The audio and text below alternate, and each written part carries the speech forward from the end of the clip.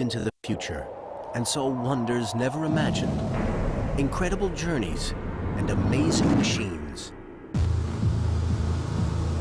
Melding science and art, he created a radical new form of storytelling that had never been seen before: science fiction. More than a century before our time, Jules Verne foresaw the world we live in and how it one day might end.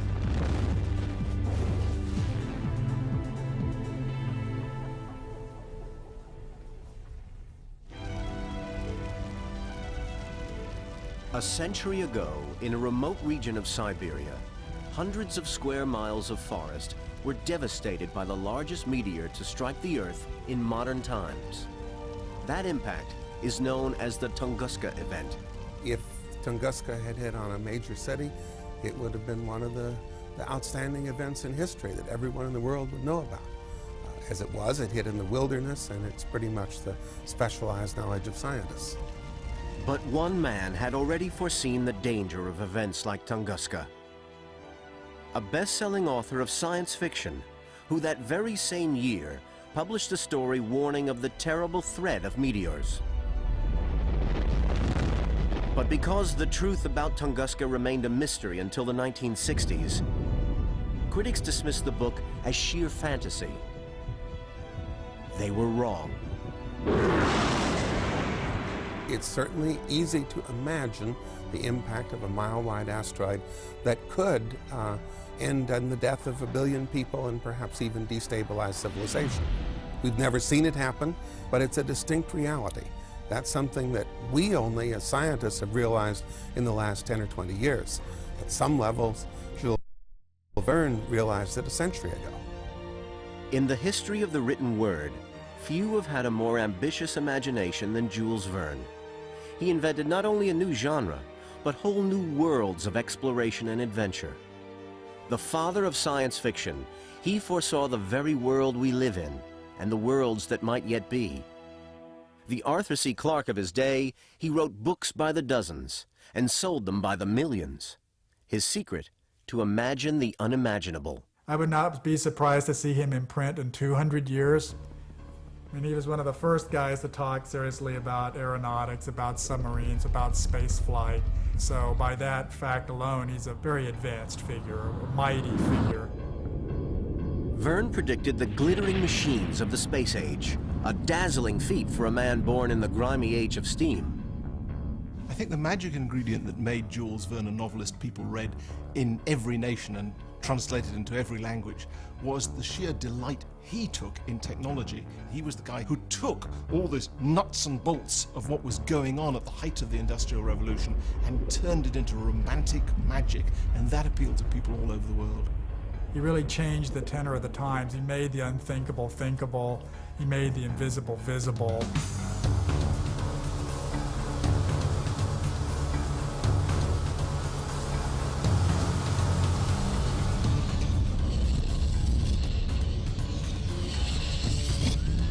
Verne sent vehicles not yet invented into worlds not yet explored. His fictional heroes led mankind into whole new realms of discovery.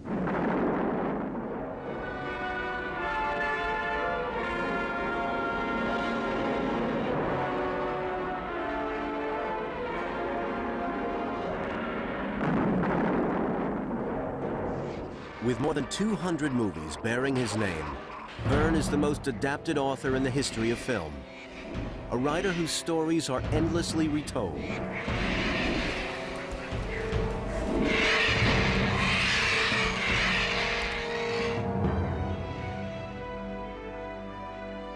In an incredible 65 books, Verne attempted to depict not only life tomorrow, but the entire story of human existence. Le but ultime de son travail était de décrire la Terre entière. La Terre s'entendant non pas seulement au niveau du globe, mais de l'humanité, de l'être humain, de la Terre, des galaxies autour, enfin de la destinée en fait de l'humanité. Transporting readers into every world imaginable, Verne reached back in time to the lost civilization of Atlantis and forward tens of thousands of years to to the mysterious civilizations of the distant future. Nearly a century after Verne's death, the world again learned just how incredibly far-sighted he was. In 1989, Verne's great-grandson found a family safe and made an explosive discovery. Pour nous, le coffre était vide, quoi. Enfin, il était fermé parce qu'il était vide, il n'y avait rien dedans, donc il n'y avait pas besoin. Enfin, donc moi, c'est un acquis de conscience, donc je l'ai fait ouvrir, donc on l'a dynamité. La dynamite a fait exploser le haut du coffre, et il se trouve qu'en bas, il y avait des papiers, et notamment ce fameux Paris au XXe siècle. The book was finally published in 1994, 131 years after it was written. Its uncanny depiction of modern Paris explains why Verne had to shelve it. My jaw dropped when I read it. I think, in fact, it would have had an effect on contemporary Parisians almost as shattering as actually going to the 1960s, which most people from the 1860s would not have survived. I mean, it's just too much, you know? The future shock is just too intense. In Verne's novel, Paris is powered by the mysterious demon of electricity, a strange new force in his time. Dominated by vast financial houses, the Paris of the future is geared to one thing: making money. Day after day, an army of workers toils with a battery of unheard-of technological devices: calculators, faxes, and copying machines. While such amazing inventions as elevators and automatic walkways would have stunned Verne's readers, they crushed the spirit of the book's hero, an impoverished young writer out of place in a world run by machines. One of the things he got absolutely right was the hero and his alienation from the world. I mean, we've got a fascinating situation of a young man looking around a society dominated by technology and feeling utterly alienated from it.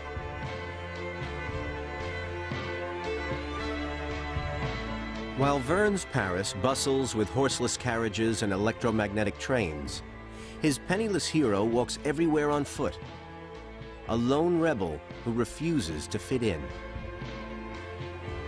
This is a work which is set a full 100 years in the future, makes that leap, is comfortable with that leap, works it out in some detail. It's uncannily close to what Paris really was like in the 1960s. Verne envisioned not only the city's future history, but its greatest landmark. Yards from where he described a towering lighthouse stands the very symbol of Paris, the Eiffel Tower, built 30 years later. He probably knew where the empty lots were in Paris, where if you were going to build something big, it would have to be. Yet even Verne's foresight wasn't infallible. Just to counter this notion of him as someone with an uncannily prescient view of the future, in his highly technical Paris of 1960, people don't even write with pens with a steel nib. They still write with quills. The idea of a typewriter never occurred to him.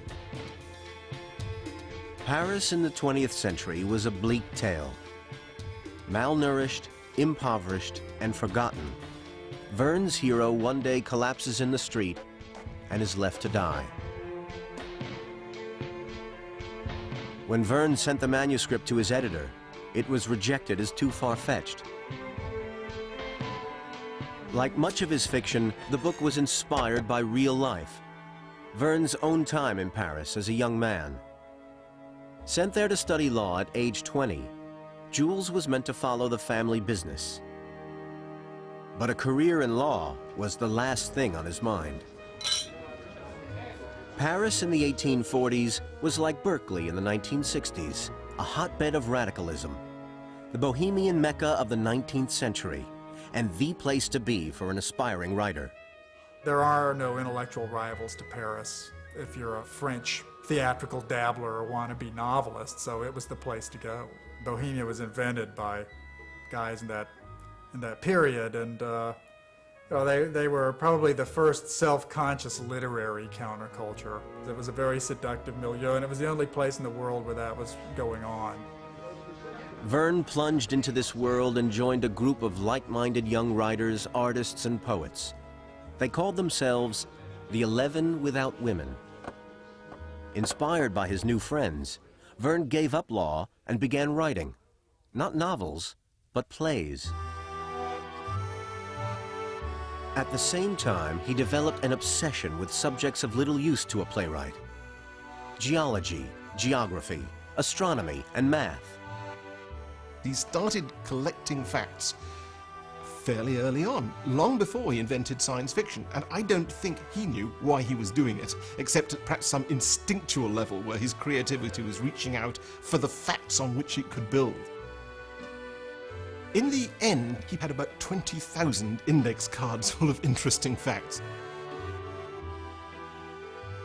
Verne's true future now loomed before him, but a hasty marriage almost ended his career before it even started.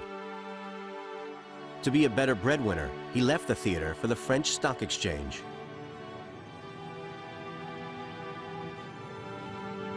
He hated it. Trapped in reality, Verne sought escape in fiction. I think what he was looking for was a means of earning a living that did not require him to go down and sell stocks. That instead he could do the things that he was really interested in, which was basically things like geography and cool gizmos.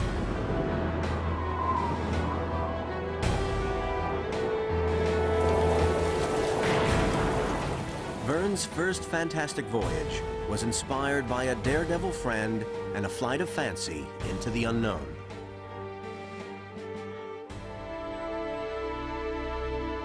Jules Verne's first bestseller was A Case of Art Imitating Life. Its inspiration was a pioneer photographer and daredevil balloonist named Félix Tourneschon.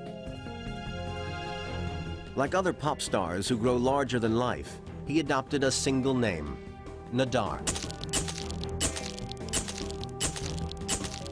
Everyone knew him, he was hugely famous. Everyone liked him, he was funny, he was interesting, he was a delightful guy. Nadar risked his life repeatedly. He was a swashbuckler.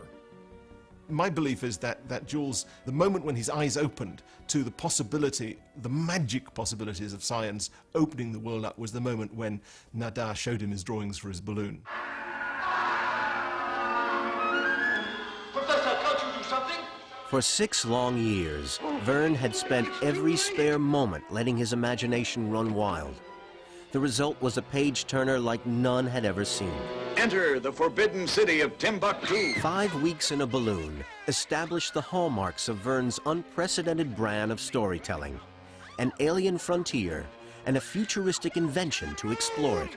Ride out the dreaded Simoon of the Sahara. Because it was also factually convincing and written in this slightly dry style, people thought, it seems to be real. And once he'd created that impact on people, gosh, I can produce something that I know I've made up and they take to be real or want to believe to be real. He knew he was onto something.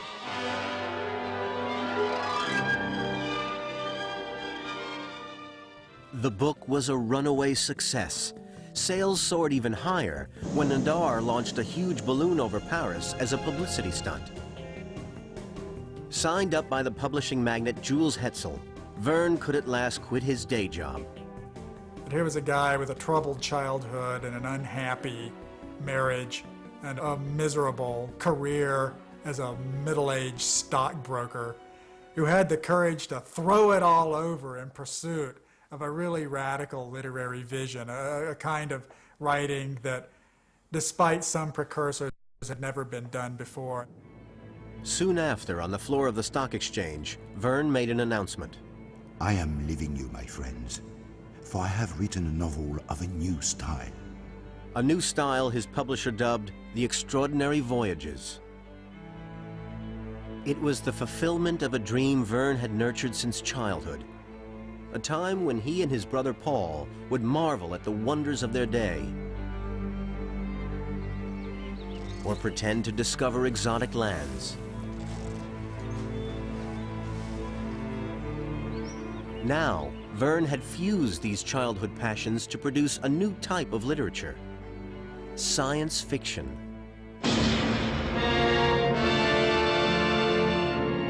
Verne followed up his first bestseller with an even more extraordinary voyage into the unknown.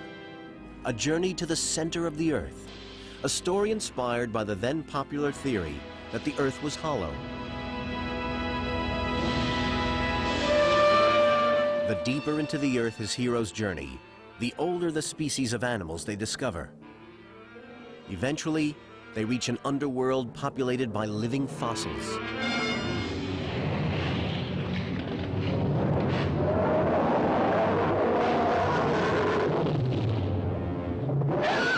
One of the reasons that Journey to the Center of the Earth is such a powerful book even today is that wonderful combination of, quotes, modern science and ancient mystery. He was definitely onto something in creating this kind of world inside our Earth, which appealed to what was in the air at the time, the sort of realization people were beginning to have that huge creatures had lived on the Earth before us.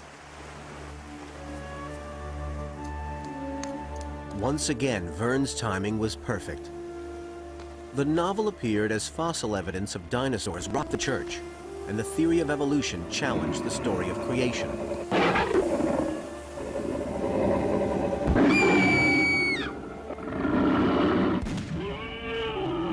An all-time bestseller, Journey to the Center of the Earth, would spawn generations of dinosaur lore. Verne's intrepid adventurers returned to the surface through an erupting volcano, as if shot from a cannon. A bizarre form of travel that would inspire Verne's next and most prophetic, extraordinary voyage. This is Apollo Saturn launch control. We are still go at this time. December 21st, 1968. Apollo 8 makes final preparations for an unprecedented mission, orbiting the moon. The astronauts aimed to boldly go where no man had gone before, or so they thought. We have ignition sequence start. A century earlier, others got there first, in a novel. 1, 0. Fire rose to a prodigious height in the air. The glare of flame lit up the whole of Florida, and for a moment all over the country, night became day as that artificial hurricane rushed through the air.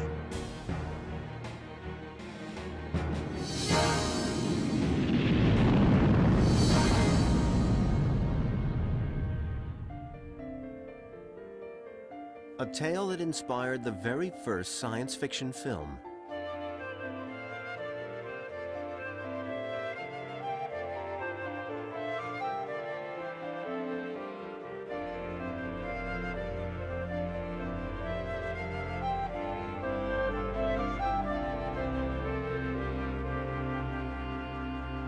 Written in 1865, Jules Verne's From the Earth to the Moon foretold the Apollo mission with breathtaking accuracy.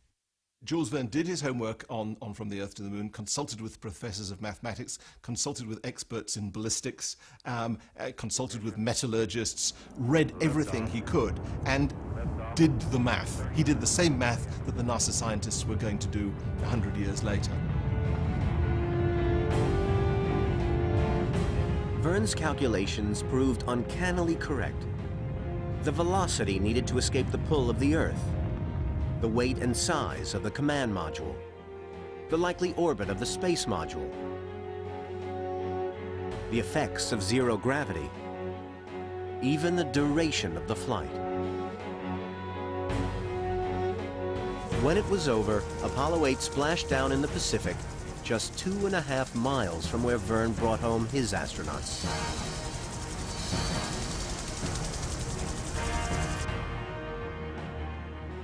Perhaps Verne's most startling insight wasn't how men would reach the moon, but which men and why.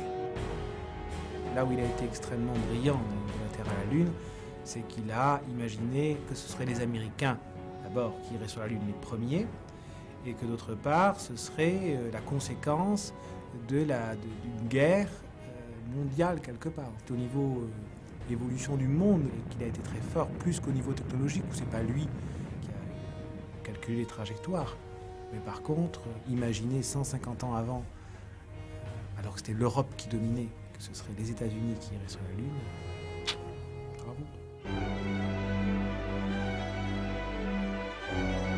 In the aftermath of the American Civil War, Verne's astronauts are launched to the moon by a huge cannon, a supergun half a mile long, built by retired Yankee artillerists.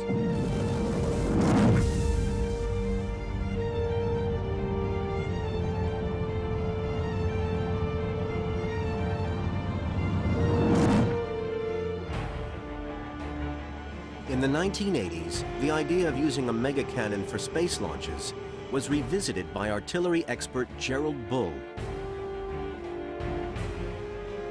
But when he went to work for the Iraqi dictator Saddam Hussein, Bull soon found a new and deadly application for his ideas.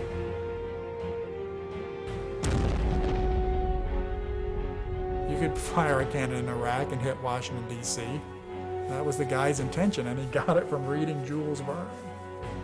Saddam's supergun was never built, but another is on the drawing board. A genuine space cannon, dubbed the Jules Verne launcher. Leading the project is John Hunter, one of the scientists who helped U.S. intelligence expose Saddam's plans. The application for the Jules Verne launcher is that we believe we can reduce space launch costs by a factor of 10 or 20. Theoretically, the space gun could furnish space stations with a ton of supplies every few hours. But instead of shooting supply capsules toward the moon, the new gun's target will be Mars. The Jules Verne launchers could play a critical role there. Just like the original polar expeditions, where the guys would send supplies ahead of them, it's identical here if you want to go to Mars. And so the Jules Verne launcher would be the ideal way to send those caches ahead. From the Earth to the Moon launched Verne's career to new heights. In just a few years, he had become one of the most famous novelists in the world. But the strain of researching his extraordinary voyages was showing. Verne needed a change of pace.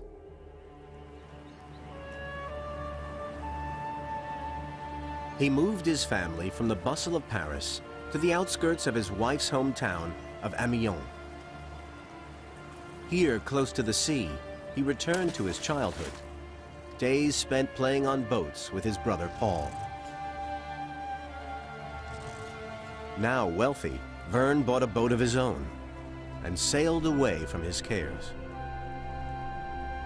He was a child who'd grown up by the sea, and of course he wanted to be a sailor in his youth, and that had always been denied him. But I think one of the greatest charms of writing on his yacht, which he did, was that his wife wasn't around.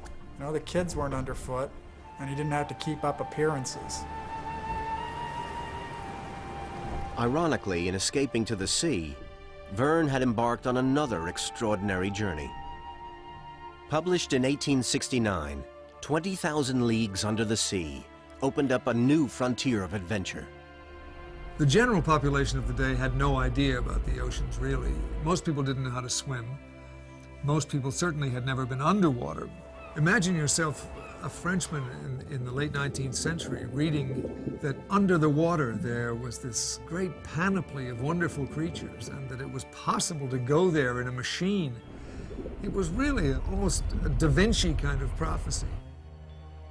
Three companions find themselves captured by the enigmatic Captain Nemo, a reclusive explorer who has severed all ties with the surface world. So begins their adventure aboard the Nautilus, a submarine so far ahead of its time, it would inspire generations of sub-designers. Once again, Verne's powers of prediction had gone into overdrive. He imagined not just the world's first electric-powered submarine, but revolutionary diving equipment, like scuba. In 1956, the world's first nuclear submarine made history by sailing under the North Pole. Christened the Nautilus, it fulfilled a similar voyage Verne's characters undertook 100 years before. Verne was also among the first to believe in a real sea monster, then considered a myth, the giant squid.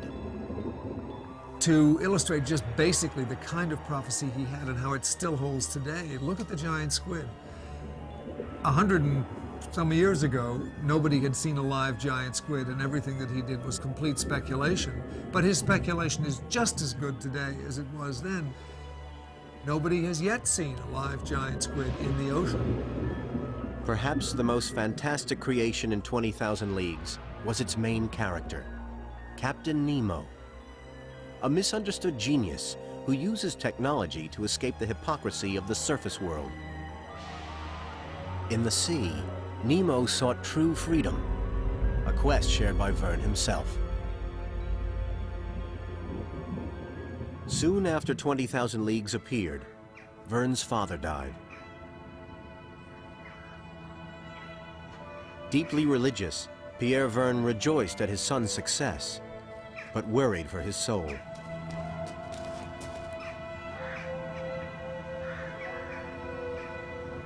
An agnostic, Jules hid the depth of his doubts from his pious father. It wasn't all he was hiding. Constant trips to Paris, apparently to see his publisher, masked another secret: a mistress.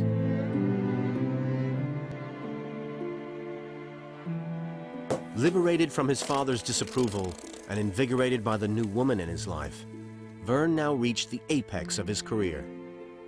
Hit after hit rolled off the presses, including another epic journey, Around the World in 80 Days. Its hero is Phileas Fogg, an unflappable English gentleman who accepts a wager to travel around the world in what was then record time. A huge international bestseller, Around the World in 80 Days is hardly science fiction. Like many of Verne's stories, it is a tale of high adventure in unexplored and exotic lands.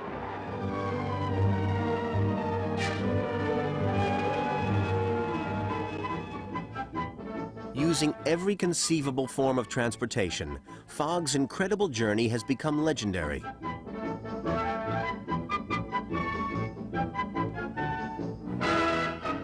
But ironically, the one form of transportation he did not use has become the one he is most famous for: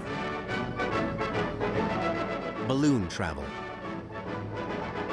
It was a detail added to the 1953 Oscar-winning movie by director Michael Todd that has stayed with the story ever since.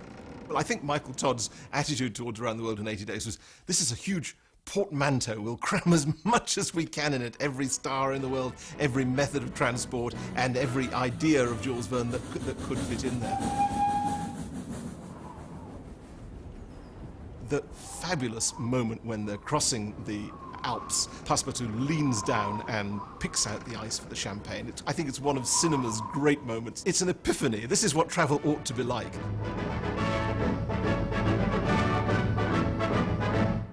"80 Days" was followed by a series of other adventure stories, many of which were huge hits in Verne's lifetime and later adapted for the theater and big screen. Michael Strogoff, Envoy of the Tsar, a story of intrigue in the Russian Empire. Mysterious Island. Shipwrecked on the mysterious island. Come on. What's it doing? I don't know. Sealing us in. A story in which the enigmatic Captain Nemo returns once more. Aren't we able to do anything to save ourselves? There's nothing that can be done. And the first of several stories about asteroids. Hector Servadac, in which the occupants of a small part of North Africa are swept off the planet when a comet skims the Earth. A desert island survival story set in outer space.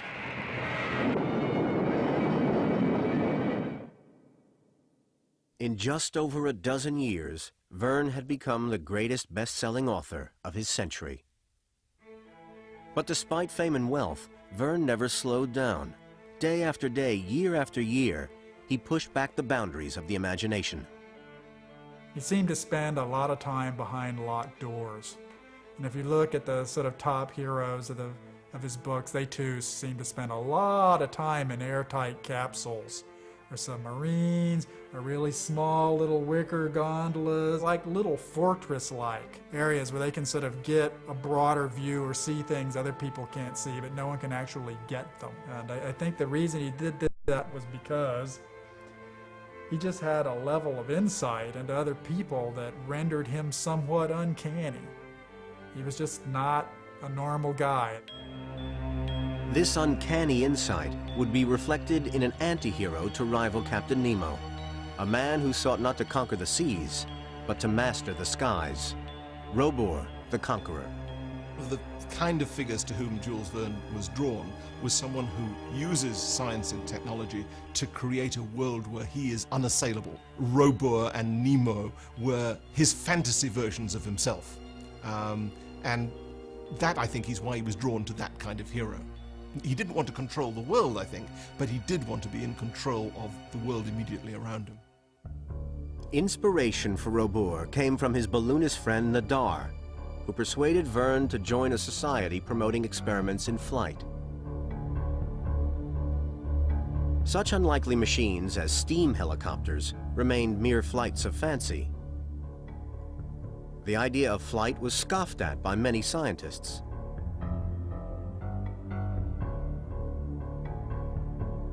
Verne did not agree. Inspired by Nadar's faith in flight, Verne created a fantastic machine every bit as far-sighted as the Nautilus. The Albatross. Forged of compressed paper harder than steel, yet only a fraction as heavy, the Albatross was held aloft by tiny blades. A prototype of reality. The Albatross of today is a new generation of superjets. Planes like the gigantic Airbus A380, able to carry 656 people. Or the blended wing megajets, capable of traveling halfway around the world without refueling. The next revolution in flight. All offspring of Verne's brainchild. When Robur the Conqueror was published in 1886, Verne was 58. Having traveled almost exclusively in his mind, he was astounded at his reception when he at last ventured out in his new luxury yacht. Jules Verne n'était pas du tout intéressé par sa gloire, et en fait il était extrêmement surpris quand on le recevait de manière extraordinaire quelque part. Quand il était au Maroc, par exemple, il était reçu comme si c'était le président de la République française ou le roi du monde. Admired by politicians, nobles, and even the Pope, Verne determined to wear fame as lightly as he could. All that would suddenly change with a shot in the dark.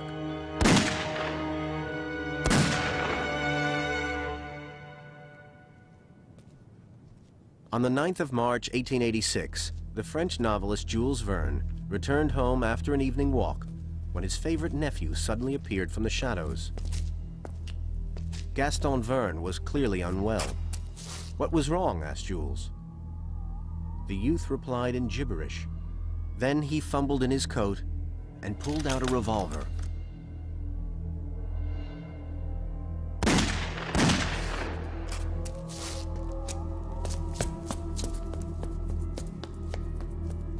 When doctors examined Verne, they concluded the bullet in his leg could not be removed.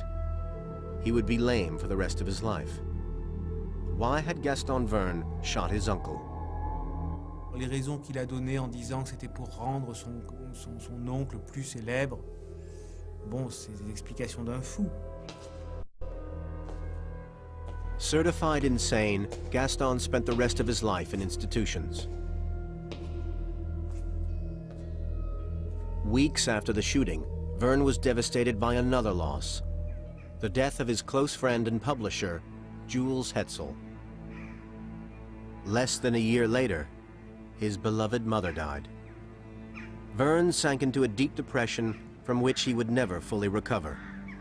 But slowly, life began to fall back into place. Neglected by his father as a child, Jules' son, Michel, grew into a delinquent gambler and womanizer. After years apart, father and son finally reconciled. Soon, they began working together. La collaboration de Jules Verne et de Michel, en fait, a été d'abord une retrouvaille entre un père et un fils. Et d'autre part, il faut savoir que Michel était extrêmement doué comme écrivain. C'était quelqu'un qui avait beaucoup de talent. Michel avait beaucoup d'idées, en fait. D'abord, il écrivait très bien. Il était capable d'écrire des romans sous le nom de Jules Verne, entièrement de sa main, et personne n'a vu la différence de style. Michel shared Jules's fascination with the future and with the press. The result, in the year 2889, Diary of an American Journalist. Set in Centropolis, future capital of the United States, it follows a day in the life of the world's most powerful media magnate, Francis Bennett, owner of an electronic newspaper called the Earth Herald. So influential is Bennett, he's the virtual ruler of the world. A man able to control the fate of whole countries with just the nod of his head or the wave of his hand, as the book reveals. Mr. Bennett, the citizens of Great Britain implore you to join our petition. Will you help us in our bid to free ourselves from the American Empire? The Central Powers of Mars are in turmoil. Will you support the revolutionaries? Without Bennett's backing, no scientific undertaking gets off the ground. Please, Mr. Bennett, our suspended animation research urgently needs more funding. Please, with only your help, we can save the project. Written long before television or the internet, Michel's story was a highly prophetic warning about the ever-increasing power of the media, set in a futuristic world where even the clouds carry advertising. Critics dismissed it as too far-fetched.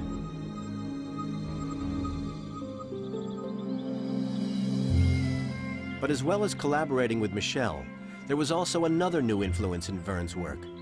Verne, the private man, now decided to become a public figure and was elected as a town councillor in Amiens. I think it's a terrible thing for a science fiction writer to become a small-time politician. I think it was a bad career move.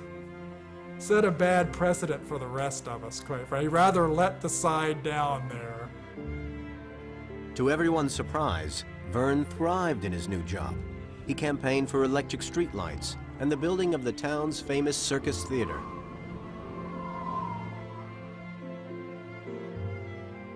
Verne's role as a counselor inspired another novel, one that posed a fundamental question about technology.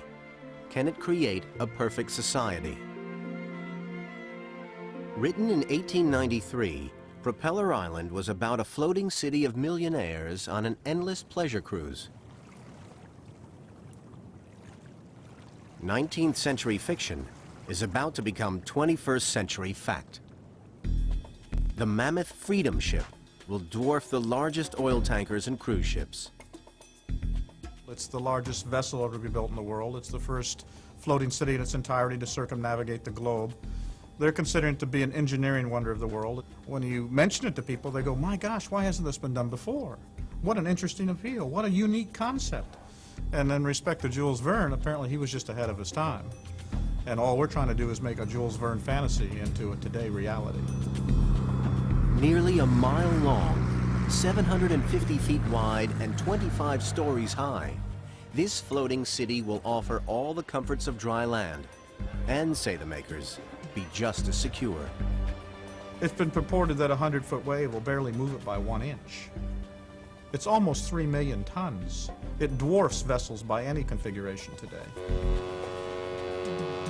3 times the size of such mega cruisers as the Voyager of the Seas, Freedom Ship will be outfitted with the latest high-tech wizardry, dock in a new country every week, and keep residents endlessly amused. We have over 200 acres of recreation areas. We'll have all the stores, the restaurants. We'll have one of the largest duty-free shopping malls in the world. For the occupants of Propeller Island, monotony is their downfall. Bored by endless parties, they quarrel, then split into 2 camps. And after a struggle to steer the ship in opposite directions, their city is ripped in half. This question of how people can get on with other people is the big unresolved question that we still have today, which he knew in his heart science and technology was not going to solve. And so in a book like Propeller Island, he addresses this notion and says, you know, if you create this ideal environment which can go anywhere in the world, does that free us from the conflicts we have with each other? And the answer was no. The builders of Freedom Ship don't share Verne's pessimism. Ours is very elective. Everybody knows the laws. If they don't believe they can live with them, they simply just are not invited aboard the ship.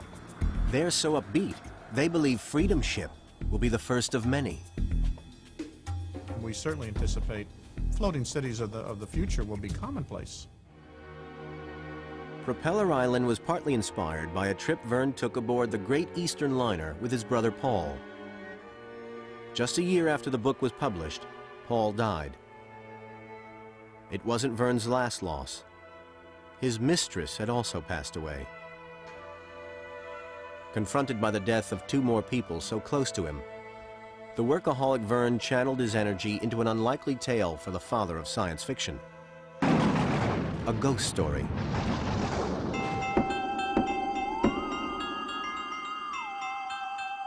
But in Verne's hands, even the supernatural could inspire the shape of things to come.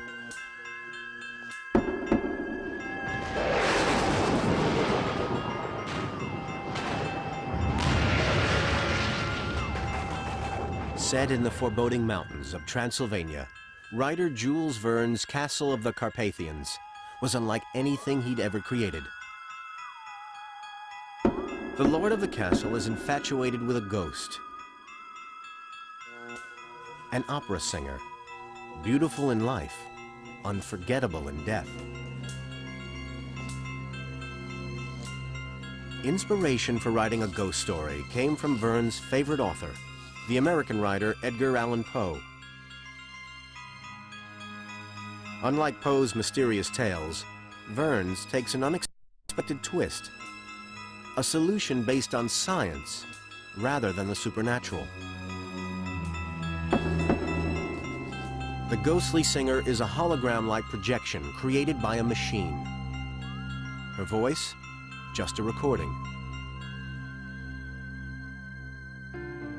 Castle of the Carpathians predated the first film by a decade, the first talking film by 4 decades. Verne was grappling not only with the marvels of modern life, but life itself.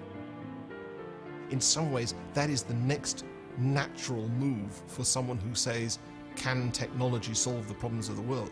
Can technology tackle the problem of death? And he comes close to it. I mean, in the end, of course, it's a gramophone record and it's an illusion. But it is someone playing with the notion, can science bring back the beloved dead? Yet even for Verne, science had its limits. In one of his last works, technology failed to save humanity from a catastrophe no one of his time imagined. Meteors.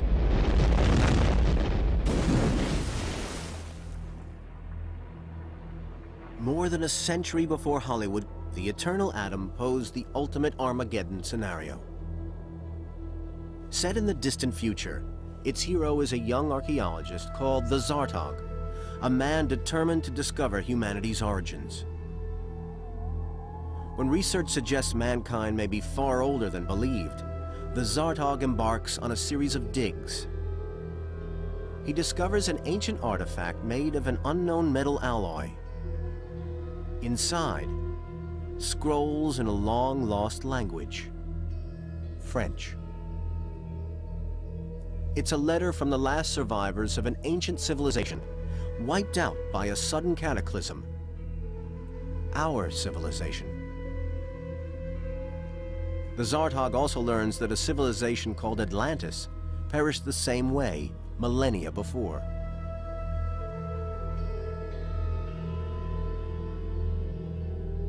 The awful truth sinks in. Humanity has not only been destroyed many times, it's fated to be destroyed again. All the Zartog can do is wait for the end, knowing civilization will once more be forced to start over.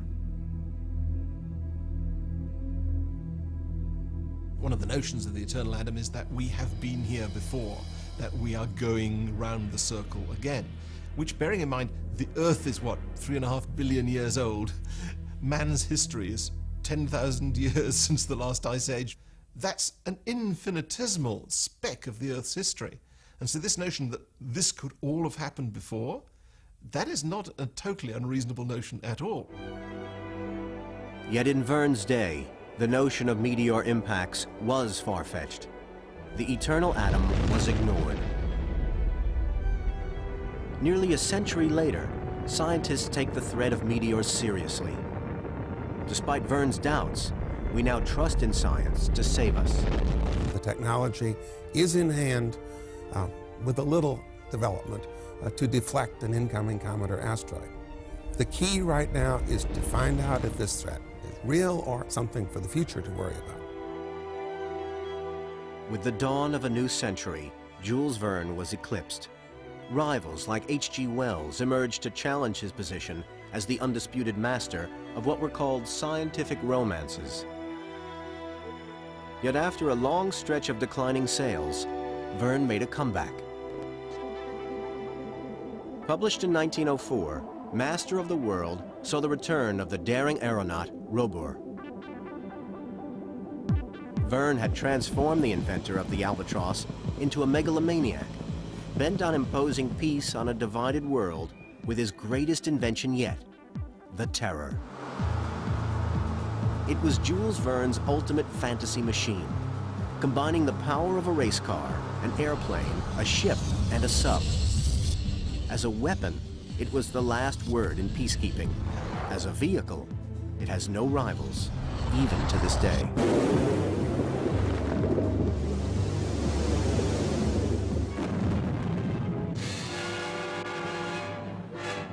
In its version of Master of the World, Hollywood strayed from Verne's designs for the Terror.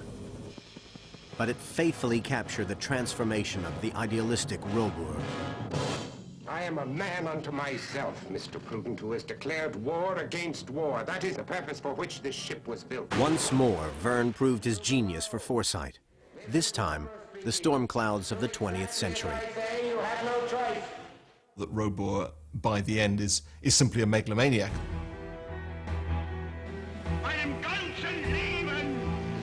Perhaps Jules Verne is realizing that before him lies a century in which megalomaniacs with powerful machines would do enormous damage to the world. I mean, to that extent, he was right, all too right. People talk about his worldview darkening toward the end, and I think that it did. I mean, he probably sensed the underlying trend of his society, which was a Holocaust. And World War I was only 12 years away, you know. A guy with his ability, I think, could have smelled that. Like the dictators he prefigured, Robur is finally destroyed by his own ambition. Killed in a freak electrical storm he could have avoided.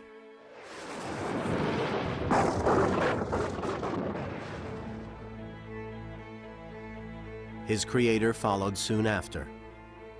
On the 24th of March, 1905, Jules Verne died peacefully at home. He was 78 years old. Born in the 19th century, Verne reached the threshold of the 20th in time to see many of his prophecies fulfilled. The first electric lights, the first telephone conversations, the first heavier-than-air flying machines, the first automobiles.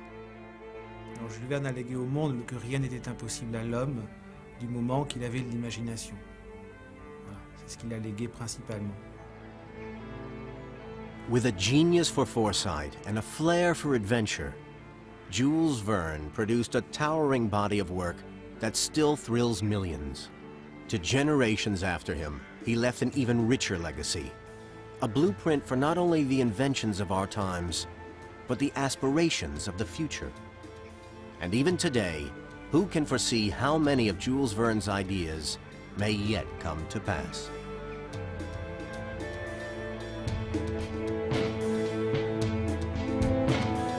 Vi skal følge westernlivet i Paradise om bare litt. Og klokken 1 i natt gir Andreas Diesen oss artige glimt fra fjorårets humorfestival i Montreal.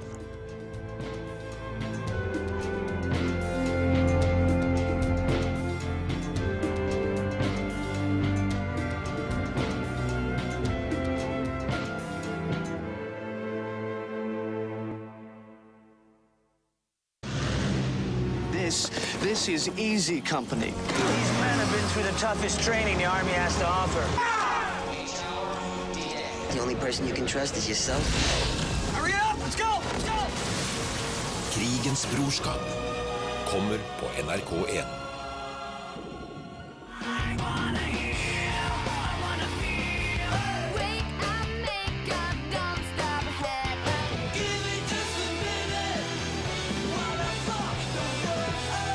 Check this out.